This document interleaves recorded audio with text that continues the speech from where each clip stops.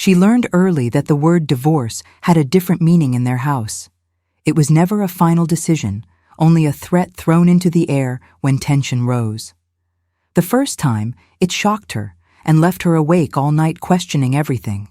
The second time, it hurt just as deeply but carried less surprise. By the fifth time, the word had lost its weight but not its damage.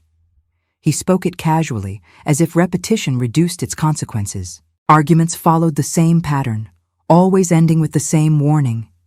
He believed fear would keep her anchored where she was. She believed love required endurance and patience. Neither of them noticed what was slowly eroding beneath the surface. The house remained standing.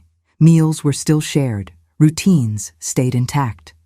From the outside, nothing appeared broken or unstable. Friends saw smiles that had learned how to perform convincingly. Conversations avoided depth to prevent emotional collapse. Every disagreement ended the same way, with the same sentence repeated. He used it as leverage, confident she would never let it happen. Each time he said it, he expected resistance, tears, negotiation. Each time she complied with silence, he mistook it for weakness. What he never questioned was how silence changes meaning over time. What she never said was how often she rehearsed life without him. The count increased quietly, unnoticed except by her. She began measuring time not in years, but in ultimatums. The word divorce stopped sounding like an ending and became background noise. Fear gave way to numbness, then to something colder and clearer.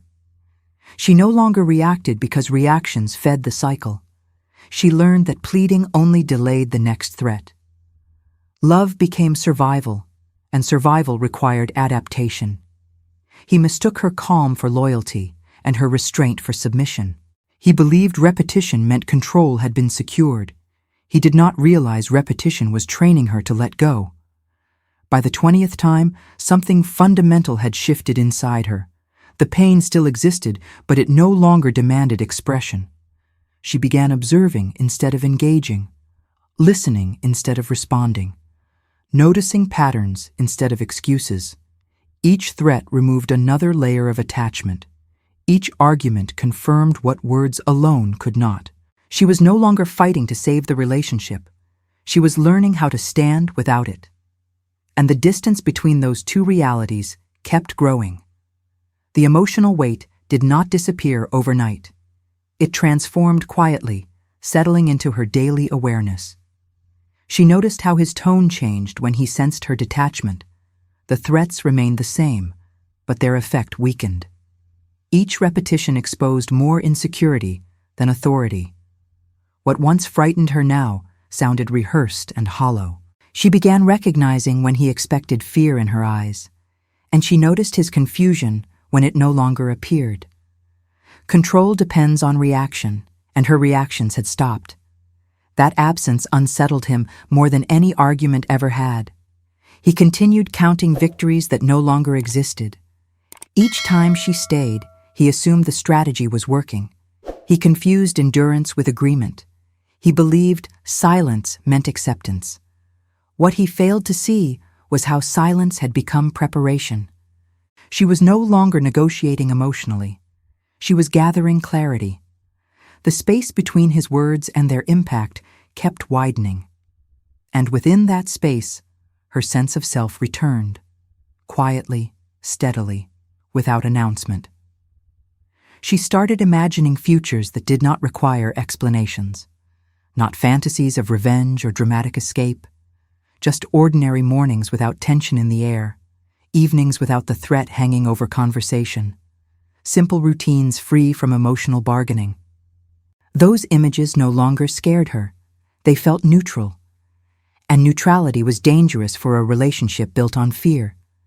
When fear dissolves, power shifts automatically. She had crossed that line without realizing it. By the 37th time, the words landed differently. They no longer triggered defense or sadness. They confirmed something she already knew. He spoke them with the same confidence as before, expecting the same response as always. But something in her posture had changed. Her breathing stayed calm. Her voice did not rise or tremble. She looked at him without urgency, and for the first time, she was ready to answer. He expected resistance, not agreement. He waited for tears, not stillness. The word yes did not come with anger or despair. It arrived calmly, without explanation or negotiation. She did not raise her voice or defend her decision. She did not remind him of the past or list grievances. She simply acknowledged the request he had repeated for years. The absence of drama unsettled him more than refusal ever had. What was meant to threaten now sounded like consent, and consent was never part of his expectation. For a moment, he assumed he had misheard her. He repeated the question, slower this time. She repeated her answer with the same composure. No hesitation, no emotional bargaining, no attempt to reverse the moment. Her certainty exposed how unprepared he truly was. The power dynamic he relied on collapsed instantly. What once controlled the conversation now ended it. He realized too late that he had trained her to accept this outcome, and he had never trained himself to face it. Confusion replaced authority. His mind raced for words that no longer carried weight. He tried to soften his tone, then sharpen it again. Neither approach worked. She remained steady, grounded, unaffected. The threat had lost its function. It no longer produced fear, only closure. He watched as control slipped from familiarity into consequence. For the first time, he felt the distance he had created, and it frightened him more than losing her ever had before. Silence filled the space where dominance once lived. The house felt unfamiliar, as if rearranged without notice. He searched her face for doubt, and found none. What he saw instead was resolve, not anger, not resentment, just finality. She had not made the decision in that moment. She had been preparing for it for years. He realized the truth too late to interrupt it, and the reality of that delay settled heavily on him. He spent the next hours trying to rewrite the moment. He spoke as if timing had caused a misunderstanding, as if the answer depended on tone instead of history. He suggested pauses, space, reconsideration. Each word carried urgency that had never existed before. For the first time, he was the one negotiating, and for the first time, negotiation had no effect. She listened politely, without interruption or correction. Her attention was present, but her decision was not available. That distinction confused him deeply. He reminded her of memories he believed still had power. Trips they once enjoyed, jokes only they understood, versions of himself that no longer showed up consistently. He spoke of effort as if effort had just begun. What he did not understand was how late effort feels when trust is gone. She did not challenge his words or dismiss them harshly. She simply did not move toward them, and that lack of movement felt heavier than rejection. It told him the past no longer negotiated the future. The house became quiet in unfamiliar ways, not tense, not explosive, just still. He noticed how she moved through rooms without checking his reactions, how decisions were made without consultation or validation. The absence of dependency unsettled him. It exposed how much of the relationship had relied on imbalance. Without fear to anchor it, nothing held. He realized control had disguised itself as stability, and now that disguise had dissolved. That night, he slept poorly for the first time in years, not because of conflict, but because of consequence. He replayed each time he had used the word casually. Each moment he assumed she would absorb the damage. He counted backward instead of forward, trying to locate the moment he could still change the outcome. But clarity does not rewind. It only reveals sequence. And the sequence led here without deviation, to the moment where his words finally meant exactly what they said. She did not rush her departure or dramatize the transition. There was no sudden packing or emotional announcement. Her movements were measured, intentional, and calm. Each step reflected decisions made long before that conversation. She had already mourned the relationship in private. What remained was execution, not hesitation. He mistook her composure for indecision. He believed silence meant space for reversal. What he failed to see was how peace replaces urgency when clarity arrives. She was no longer torn between staying and leaving. She began reclaiming parts of herself that had been deferred. Simple preferences resurfaced without apology. Her time stopped orbiting his moods and expectations. She no longer adjusted her tone to avoid escalation. Conversations became factual instead of emotional, not cold, but resolved. That distinction mattered more than he understood. Emotion had fueled the cycle. Resolution ended it, and resolution does not invite debate. He watched her change without knowing how to respond. There was nothing to argue against, no accusations to counter, no anger to diffuse, only a quiet certainty that did not require validation. Her independence exposed how reactive he had been all along. Without her emotional engagement, his urgency had nowhere to land. He began to feel invisible in his own home, not ignored, but unnecessary, and that realization unsettled him deeply.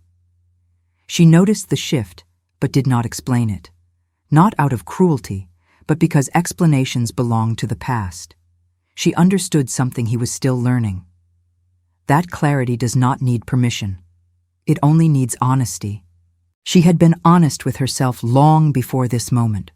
What he experienced as sudden loss was delayed awareness. She did not celebrate the distance between them. She accepted it, and acceptance made the separation irreversible.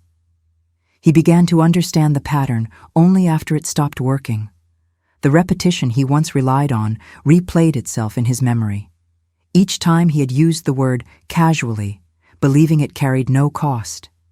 Each moment he assumed fear would reset the balance.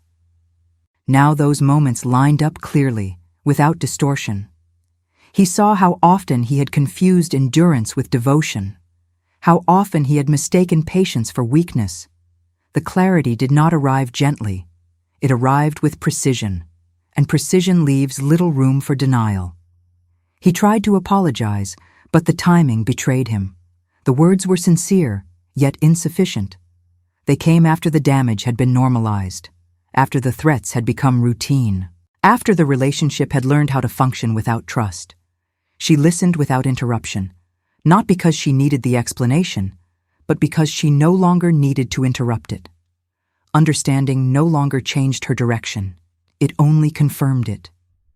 He felt the loss in stages rather than all at once. First, the loss of authority, then the loss of relevance, finally, the loss of influence. Each stage arrived quietly, without confrontation. There was no argument to blame, no single moment to point to, just accumulation, the kind that does not announce itself until it is complete. He realized too late that erosion is more powerful than impact. She moved forward without performing closure. No speeches, no declarations, no final confrontation. Her absence of drama made the outcome undeniable. He could not frame himself as misunderstood or rushed. Nothing about her decision was impulsive. It had been constructed patiently over time, and now it stood firmly in place. He was left facing consequences he had authored himself. She left without turning the moment into a spectacle. There were no final arguments or dramatic exits. Her departure felt understated, almost ordinary. And that ordinariness carried more weight than confrontation ever could. She did not need to prove she was right. She only needed to remain consistent with herself. The space she created was not filled with resentment. It was filled with calm, and calm does not negotiate with regret. It simply continues forward. He remained behind with a house that no longer responded to him. Rooms echoed differently without her emotional presence. The silence he once dismissed now followed him closely. He replayed moments he had treated as harmless. Threats he had assumed were reversible. Words he never expected to hear, accepted. He understood now that repetition does not weaken meaning.